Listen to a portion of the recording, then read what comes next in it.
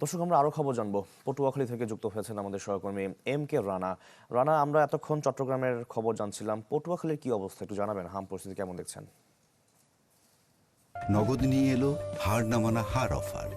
সর্বনিম্ন 10,000 টাকা রেমিটেন্স নগদে পাঠালে থাকছে স্বর্ণের হার জেতার সুযোগ।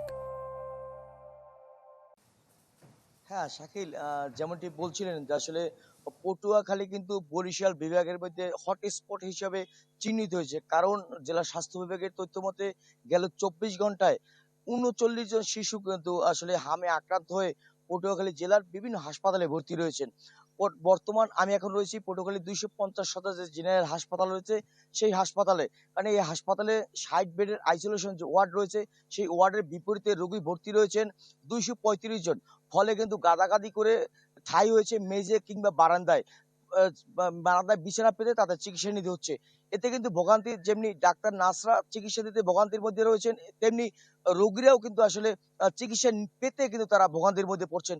কারণ পর্যাপ্ত ডাক্তার নার্স না থাকায় কিন্তু আসলে তাদের পর্যাপ্ত চিকিৎসা তারা পাচ্ছেন না। এছাড়া কথা বলেছিলাম জেলা স্বাস্থ্য বিভাগের সাথে। তারা যেমনটি জানিয়েছেন যে আসলে বর্তমানে শিশু রোগীদের পাশাপাশি প্রাপ্তবয়স্করাও আক্রান্ত হচ্ছেন এই হাম রোগে। এখানে স্বাস্থ্য বিভাগের সাথে আরো যেটা জানিয়েছেন যে আসলে এই প্রাপ্তবয়স্করা যাতে সামনের দিনে যে হারে আক্রান্ত হচ্ছে তাতে ভয়াবহ পরিস্থিতির দিকে যেতে পারে। এ পর্যন্ত পটুয়াখালী জেলায় কিন্তু আসলে প্রায় 2022 জন রোগী কিন্তু আসলে হামে আক্রান্ত হয়ে জেলার বিভিন্ন হাসপাতালে চিকিৎসা নিয়েছেন। বর্তমানে জেলায় কিন্তু 272 জন রোগী বর্তমানে জেলা উপজেলা স্বাস্থ্য কমপ্লেক্স গুলোতে তারা চিকিৎসা নিচ্ছেন। এছাড়া কথা বলেছিলাম হাসপাতাল কর্তৃপক্ষের সঙ্গে। তারা যেমনটি বলছিলেন 250 শয্যা বিশিষ্ট হাসপাতাল হলেও কিন্তু এখানে রোগী ভর্তি রয়েছেন 8 শতাধিক।